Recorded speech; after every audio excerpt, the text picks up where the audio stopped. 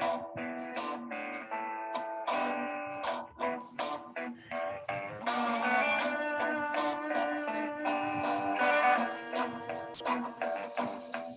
woman I love is the name of woman.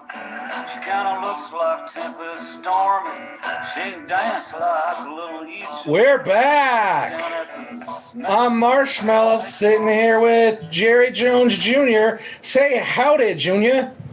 Howdy, Junior. And we're drunk on a Drunk on a weeknight on the snake farm. Snake farm. Gentlemen. It just sounds nasty. Snake farm. Oh yeah, you got the jazz grooving going in you, huh? Oh man, That you just fired me up. I'm ready to rock and roll. Well, I'll tell you what, I'm all lubed up with a little bit of Yingling traditional lager. I gotta say, them wheels are greased, and those little gerbils up my ass are slicking around pretty goddamn quickly right now. Junior, what are you drinking? Drinking the best and brightest Deep Ellum Dallas Blonde, brewed, canned, bottled, all that shit right here in Dallas, Texas. Junior, is there anything that's good that's not from Dallas? No, anything that's good in life, it can be found here in Dallas. Awesome. Well, I want one correction to that. We could use a better beach, but I'll take the lakes that we have here locally. I would also amend that with The Rock and Kate Upton. Ooh, Kate Upton, yeah. There's got to be a Dallas tie with Kate Upton. I mean, the boobs are too big, the face is too pretty. There's got to be a Dallas tie in there somewhere. Dallas is not lacking for hot blondes. Also true. Junior, it is early 2022. We're just past the NFL draft. We're in the dog days of summer, so you know what time it is. Sounds like time for football season, baby. It's best ball season. I've already done so many drafts. I'm so glad you brought that up. Best ball for all your best ball needs, by the way, listeners. Go to underdog.com. Use promo code Old Black Man Jizz for $10 off for matching deposit. Remember, that's Old Black Man Jizz in the coupon code. And tell them Drunk on a Weeknight singing. Oh gosh, yeah. I mean, I will say, Underdog is my favorite platform to be doing the best ball drafts. Just generally speaking. It's easy to deposit your money. It's easy to do everything that you could possibly need. Junior, for all our beginning listeners, this is going to be kind of a best ball 101 kind of freshman course here. Why don't you walk our listeners through what exactly is best ball and why we love it so much? Well, first of all, it is addicting, and that's one of the reasons we love it so much. I mean, secondly, though, it is. I mean, it takes the best part of fantasy sports and it gives you the ability to multiply that across several different teams, which I think we would all agree the best part about any fantasy team or doing fantasy in general, the best part of that season is doing the draft. I mean, second to actually winning your league, the best part of every single season is doing the draft. And I had to get that one out. Thank you, Junior. But I mean, at a high level, really, it's a deeper draft. It is still a week by week scoring system that auto plays your top scores for each week on a pretty typical standard roster. That's super high level, and that's why it makes it so fun. We're looking at an 18 to 20 man roster with a starting lineup of one quarterback, two running backs, three receivers, one flex, one tight end, no fucking defenses, no fucking kickers, just those four positions. Nope.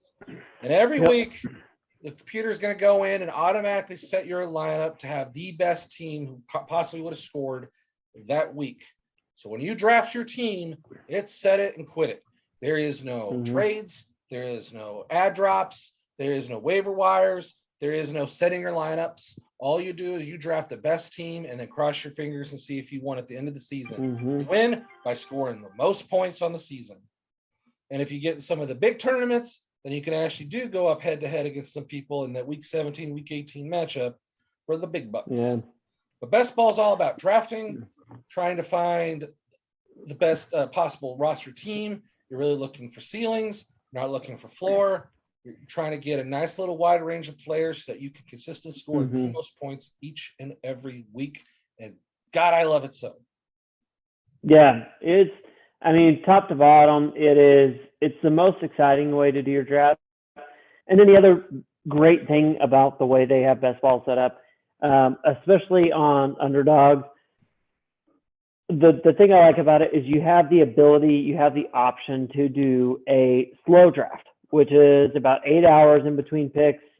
It's great for, kind of that marathon style of draft, especially this early in the season, which, cross your fingers, hopefully not a lot of injuries and everything. But at this point in the season, you can start doing drafts. You can get an idea of how things are going to kind of run through.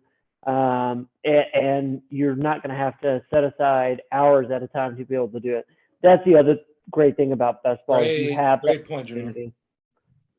Yep. So, I will say, I am not at all qualified to do a best ball 101 outside of, I did win some money last year.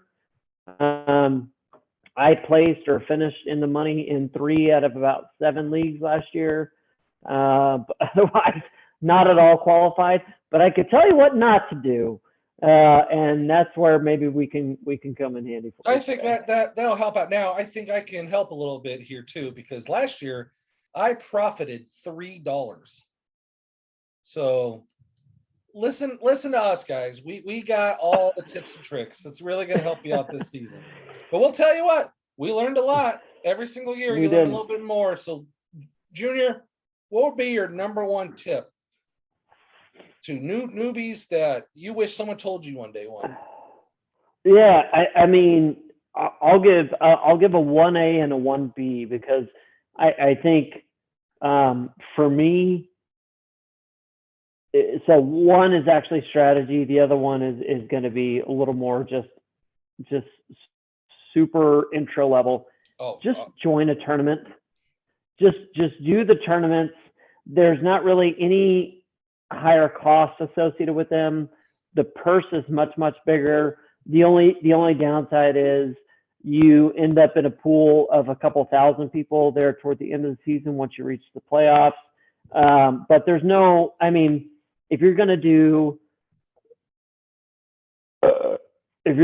some of the smaller pool or league type of play, there's not a lot of money in this unless you do a full-blown large $2,000 entry. So you're saying you prefer just do the tournament versus playing 11 other people and trying to be in the top 3 of those of 12-team league. You prefer being in the much larger tournaments where you're actually trying to beat out thousands of people, because instead of winning $17, you're going to win $17,000. Yeah, and that's honestly, looking back, and I'm looking at some of this right now. I'm a touchdown or 2 away of walking away with like 5 figures, and instead I won 9.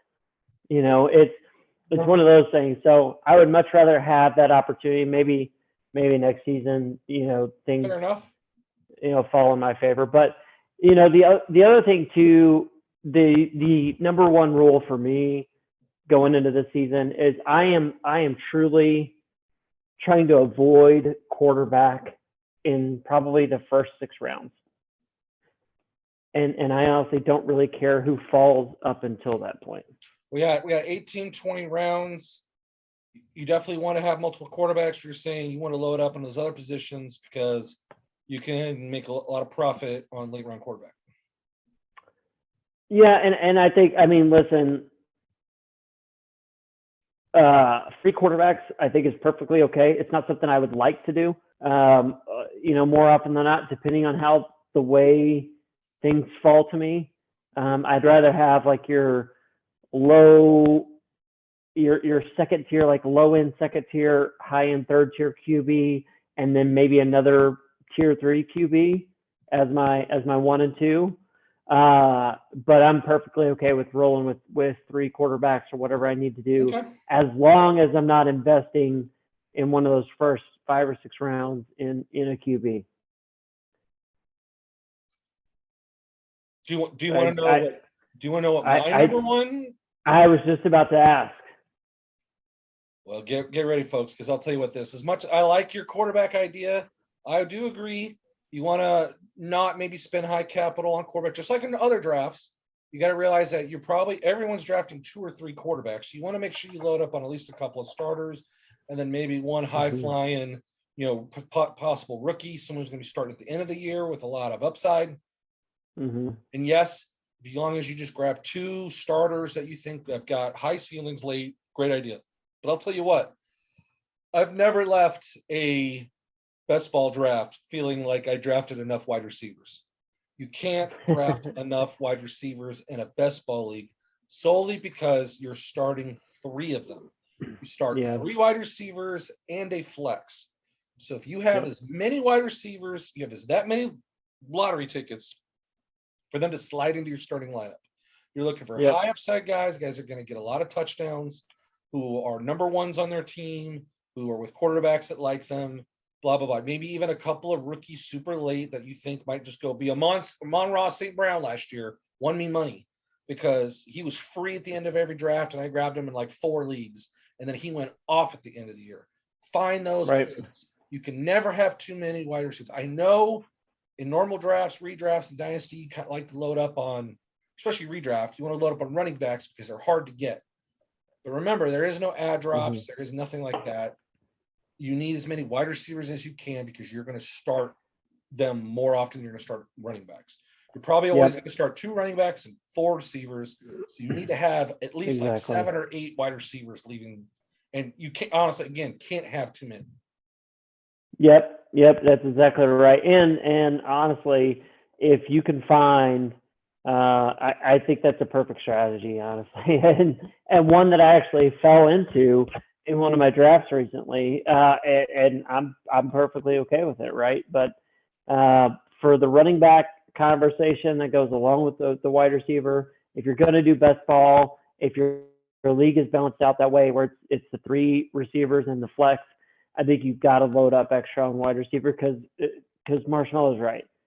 You're going to end up with probably 4 wide receivers in your lineup every week. Because especially the way the NFL works today, there's so much passing, there's so much throwing. You're more than likely to find a random wide receiver that has a touchdown versus, your running backs are pretty set every week. Exactly. Like you can kind of count on and that's not necessarily the good style for best ball football. You're looking for those crazy guys that just wake up in week 16 and score 2 touchdowns. Yep, exactly. And those will be points. All right, Junior, what is your next tip for our listeners? Next tip for best ball drafts. So going back to tip number 1, I'm trying not to take a quarterback before the 6th round. Way later than that, unless someone falls to me. But my other tip for you is don't be afraid to fall into the BPA strategy. Don't be afraid to go best player available. I love it. I think a lot of people are so mine, Junior. Oh, I'm sorry, Marshmallow. But I mean, let's talk about this then. If you kind of share the same point, there's really no harm in taking the guy at the top of the list. Don't be so worried about, well, why is this guy falling? Like, what's going on? Some people are just trying to get a little too cute with trying to get that upside, trying to get the guy who's going to go off for 40 points in week 6. Sometimes it makes sense to get a guy who's going to week in, week out, be that auto select part of your roster. consistency, it's not key to best ball style, but it is a core component to getting you to the playoffs in that tournament style that I was describing earlier. You got to get to the finish line in those leagues. And I think a big part of doing that is having some of those guys to fill in the gaps. You're going to have the guys that go off for 3 touchdowns and 200. That's great. But you got to have somebody who's filling in the gaps without a goose egg. You can't afford a goose egg in any given week in best ball football. So I say, best player available, sometimes a good strategy to fall back to. I love it. Marshmallow, what was your commentary based on best player available? What else did you have to add? Just that, don't you're not trying to fill out a starting lineup like you would like in a redraft. You're literally just trying to assemble 18 players that can mishmash together. You're not having to make start sit options. You don't have to choose between, that shitty running back or that shitty running back. The system's going to do it for you based on who scores the most. So don't be afraid to just take the best player available. Oh, I don't have any tight ends. Should I really grab a second quarterback? Sure. It's the best player available. Take it. It'll result in more points for you on a weekly basis. Yeah. Yep, exactly. Because, again, I think the thing that throws everybody off about doing that best player available strategy when they are trying to fill out a roster, and this is kind of a huge rookie mistake I think I made,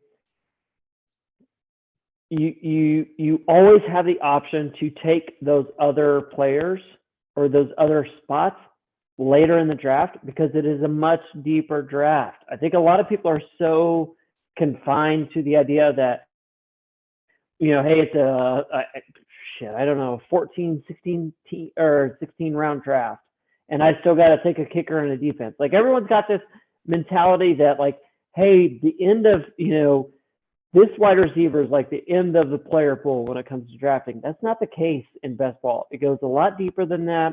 There's no kicker in defense. It goes to round 18 or usually 20, depending on what style you do. You could always take 3 tight ends. Shit, you could take 4 tight ends if you don't feel comfortable with your roster, right? Like you don't have to fall into. If you have 4 tight ends, there's a good chance at least one of them scores a touchdown that week, which will get slotted in your starting lineup. Yep, exactly. Not having to rely on 2 guys and hope for the best. So that's a great point. That's good stuff, Junior. I would say my next thing would be the running back dead zone.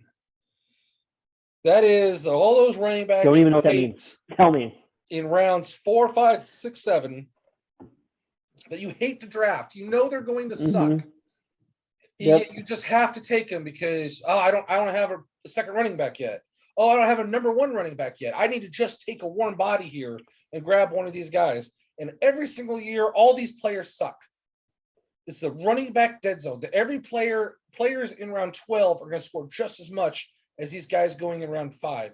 Most of them are going to flame out. A lot of these or old and busted guys that are trending downwards, and everyone's just like going to give them one more shot. Let me give you some names, and you tell me, Junior, how excited you are to draft these guys in best ball this year.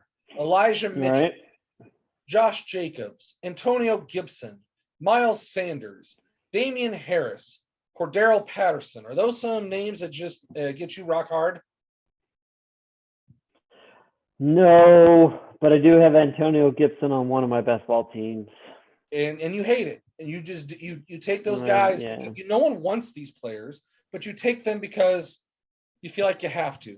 This is the land that where, again, in best ball, you have to remember you're not trying to set a start. You don't think you just need a starter for this week, and you can always just lock him in. Don't be afraid to pass these guys. Grab Brandon Cooks. Grab Gabriel Davis. Grab some of these crazy-ass rookies. Grab them right now. This is where you should be drafting your quarterbacks if you want. Grab your tight ends if you want. There's so many more options here. Don't be thinking I just need to grab a running back because I don't have one yet. Or this guy's got 3 of them already and I only have 1, so I better grab another one or they won't get any. There will be plenty left in the draft later. There'll be plenty of running. How many years?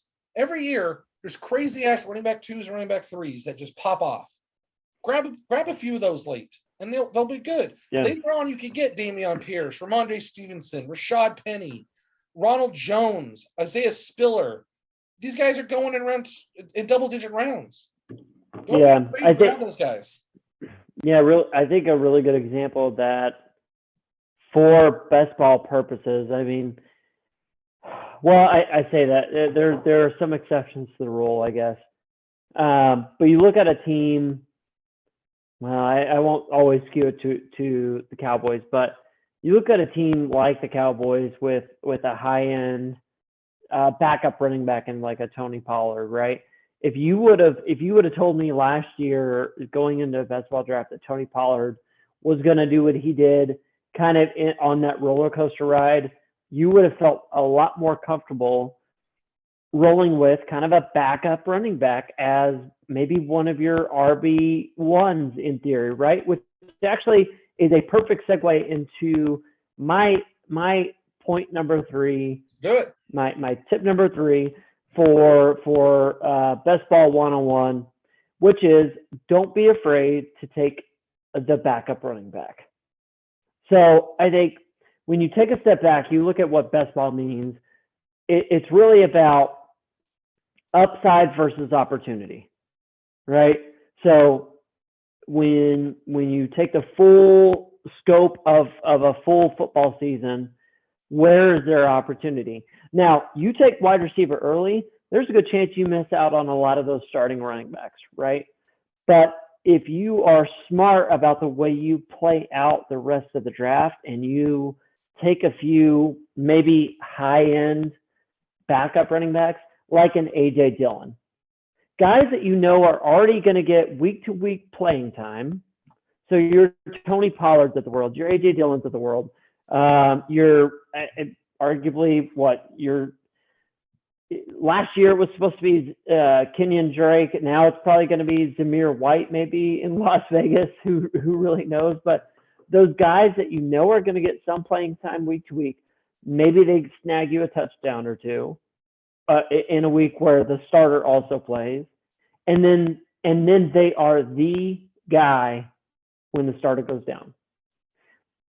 My point is this: don't be afraid to take those guys as a replacement or as a fill-in for the running back position if you have gone heavy in other spots early on in the draft. Yes, you want your lottery tickets. If you're heavy on wide receiver, grab a lot of running back lottery tickets and vice versa. Yep, exactly. So that's There's my so third much turnover point. at running back. Every good running back ends up getting hurt, ends up sucking compared to what we thought. Grab those rookies, grab those backups, because at some point they'll be relevant and they'll be getting points for you. Again, because you don't have to make the decision before the week starts. Do I start this guy? Yep. They're so much more valuable because you're only going to start them when they do go off. So don't be scared of guys that are going to, you want guys that are going to get 20 points or 0 versus 10 every week. And that goes into my point there, Junior, is don't get guys that don't have any upside. Don't grab the James Whites. Don't grab, let's look. Like what's the best game like Chase Claypool this year? He's never going to have some amazing game. Don't waste your time on those guys. Even, what's the best case scenario for J.D. McKissick? Yeah, he might put up 10 points that week, but you don't want those 10 points. Get backups in better offenses, guys with huge upsides. Shut up, Junior. Jesus. I'm trying to make a point here. Oh, shit. I'm sorry. I'm you. But actually, you know what? I got a fourth. I'm gonna take a fourth point now. How about that? Do it. My fourth point is, when it comes to best ball, stack. If you take Jamar Chase in the first round, go grab Joe Burrow in the 6th. When they go off, you want to get all those freaking points, man, because they're probably going to do that. If you got Cooper Kupp, go get yourself double points, man. Go get Stafford. Yeah. When they don't have a good game, then you don't have to worry about it because you have backups that'll automatically slot in. Again, it's all about upside, finding the next Cooper Cup, finding that stack. Who can get me the most points week to week? Finding those gems. The fact that you don't have to make that decision before they do it, all you're looking for is opportunity. Yeah. That is a completely fair point. Now, Junior, you talk, and I want to make some obnoxious sounds. Go ahead. I'm very sorry that I did that to you. No, I think, I mean, my 3 points were made, right? I think as long as you go in with a plan and you execute on that plan, I think you can establish a pretty good team. The challenge becomes when you abandon ship halfway through a draft and you end up with this hodgepodge of, well, I started to go, 0 RB through the first couple rounds, but I got, I panicked. I took Josh Jacobs, and then I went and I took Melvin Gordon, and now I hate my team because I didn't, take advantage of the way the draft was falling to me. I think go in with a plan, have an idea of, where are you drafting, what position are you in, and then truly try and stick to and execute on that plan. You should be able to have a good idea. Typically in most drafts, if you're early on in the draft, you should have a pretty good idea of the running backs and maybe Cooper Cup that are going to be in your possession. If you're at the tail end, maybe you get like an Alvin Kamara that kind of falls your way. But most of the time, you're going to be able to predict the way the first couple rounds will fall to you, and you should be able to go in with a strategy. The biggest mistake that you can make would be to again abandon any plan you had going into the draft and having that again hodgepodge of a roster because you kind of gave up, and that's where you get into trouble, because then that's where you end up with not enough running backs or not enough receivers, not enough tight ends, whatever. I agree. You want to have a plan, and that plan is the plan that Jesus has for you. He has a plan for all of us. All things are possible through Christ. When you're in round 14, you still haven't drafted a tight end, and you're looking through the CJ Uzamas of the world, and you desperately need help, look to the Bible. The answer is in there. Praise him. All glory to him. You are such a sarcastic ass. I love it. No, I mean, Marshmallow, you and I have both done some best ball. We've done some standard league drafts. I mean, what would you say, I guess, is the biggest difference in draft style that you've seen so far? I'm sorry. Go ahead. Were you talking? I was. No, the best strategy is to, again, if you go heavy on wide receiver early, when everyone else is like grabbing up running backs and quarterbacks and whatnot early, you're never upset. If you have 4 amazing wide receivers in the first 5-6 rounds, you'll be able to figure everything else out. If you leave the first couple rounds and you've got Justin Jefferson, Tyreek Hill, and Amari Cooper, you're going to be happy because you'll be able to find, you might end up with the Derek Carrs and the Tuas and the Kirk Cousins of the world later, but they'll be fine. They'll put up big games. They have upside. Yeah. Meanwhile, your wide receivers should be consistently scoring plenty, and you need those extra slots. Yeah, you know what? You bring up a good point when you talk about the quarterbacks, because I think it's something that I think a lot of people kind of space on in the best ball world, especially, at least based on the rosters that I am looking at right now on my phone. Some of my fellow competitors. What kind of phone you got over there, Junior? With all that oil money, but you got some crazy ass space phone. Yes, it's so Elon sent me a phone the other day. It's called the SpaceX. It's called the SpaceX Sex. It'll turn into a sex robot if I press the right button.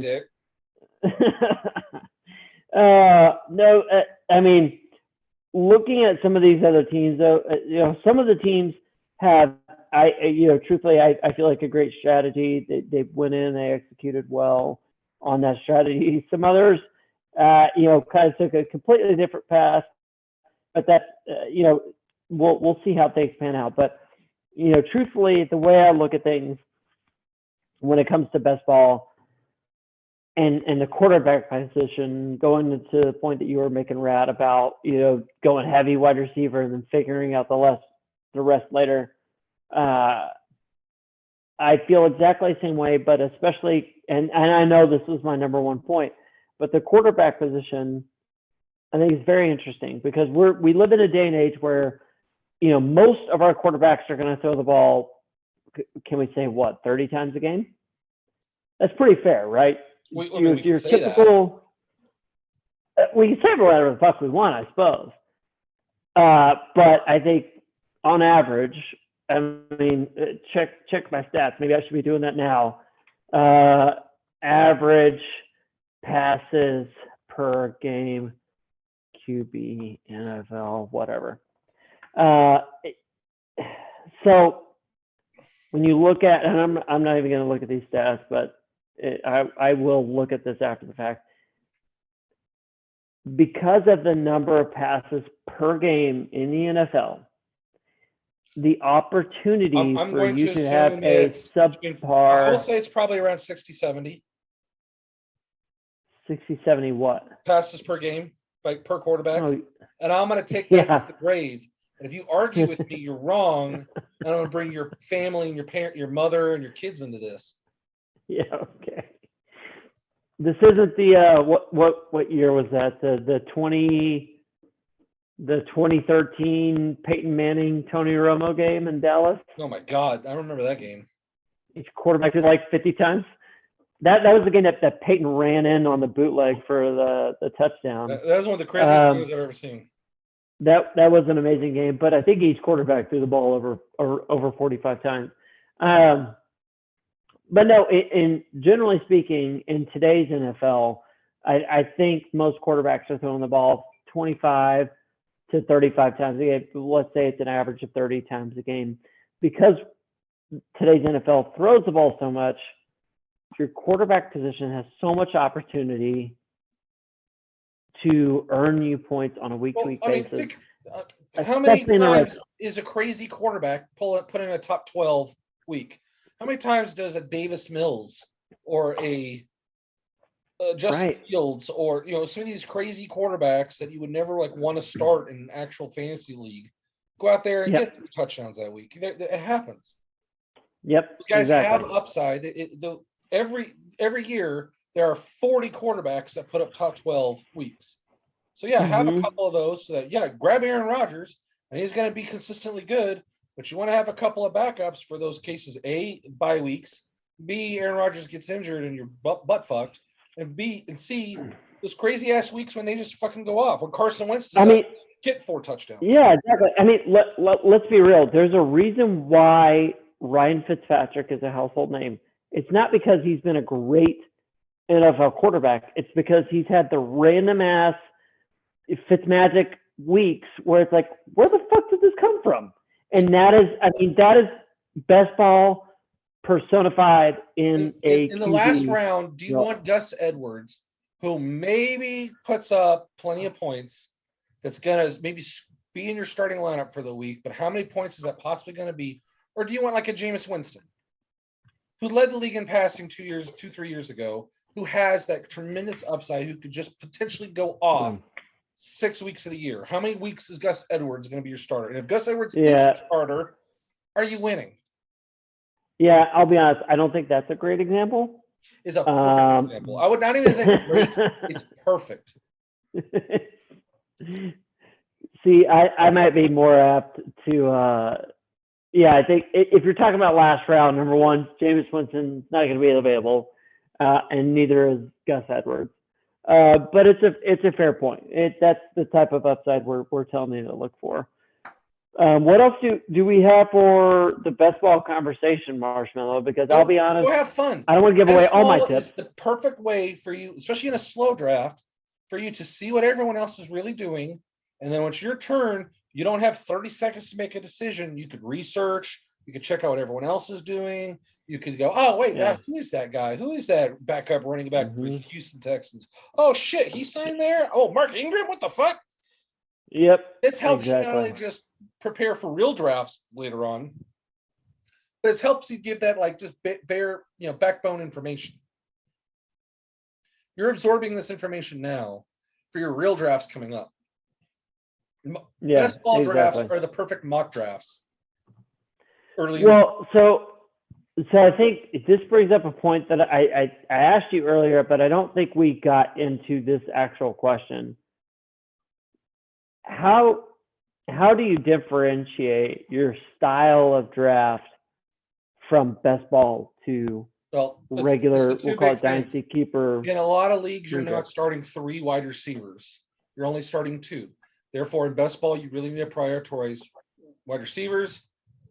In redraft, you don't need to. You can go more heavy on running back because you're going to need a lot more lottery tickets for those. They're going to be a lot harder to find on the waiver wire versus wide receivers. And 2, in best ball, you're super focused and hyper vigilant on ceiling, whereas in redraft, you do need a little bit of floor. Josh Jacobs is going to end the season as like the running back 13, which is great for redraft. It's someone you can just lock in and you don't need to think about who you're going to start over him.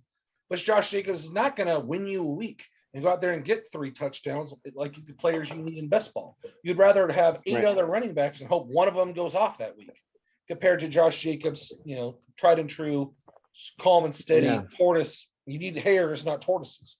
So in redraft, you're trying to balance your roster, get a few ceiling guys, get a few floor guys, and hope you find great value. Whereas in best ball, you're trying to find who is actually going to win you the weeks. Who is the next Cooper Kupp? Find that guy.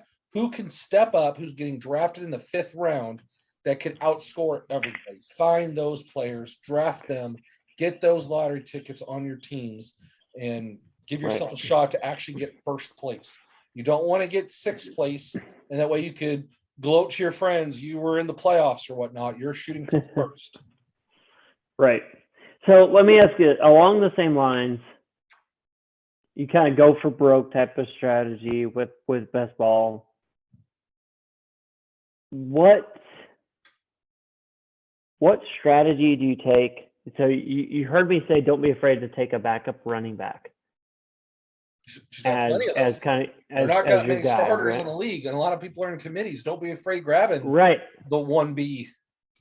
Right. And that's a strategy. I ended up with the strategy, and I'll tell you, I feel really good about this team, and I'll read it to you guys here in a second. But it's an exact strategy I rolled with in a particular league of mine that I've already done a draft for. Let me rephrase that. Running back strategy, I think I fully commit to the idea that, hey, it's not a problem to take a quote unquote backup running back. But when it comes to the number 2 wide receiver with a team, when do you start to shy away from taking the number 2 or the number 3 wide receiver in a high performing offense versus maybe a technically a starting running back who's going to get probably minimum 11, 12 touches a game? Well, I mean, it's hard to say that in a vacuum. Again, it's really based on your roster construction. I don't think they're generally most wide receiver 2s and wide receiver 3s on team generally aren't great, especially if they're not already getting drafted super high. For every Jamar Chase, you're going to have a T. Higgins also getting drafted high. But do you really want the wide receiver 2 for the Jags? Do you really want the wide receiver 3 for the Jets? You might talk yourself, oh, that guy's going to kick ass this year. But the chances are low compared to being a wide receiver 1 on a different team. So I try not to get too many wide receiver 2s or 3s unless they're rookies and that we just don't know yet that they're the wide receiver 1. Right. But try to give yourself a lot of wide receiver 1s on teams and rookies that with plenty of upside versus just getting the same old like Mecole Hardman. What's he gonna do? Yeah. What's his best games? Is he going to maybe pop off for 1 or 2 games maximum?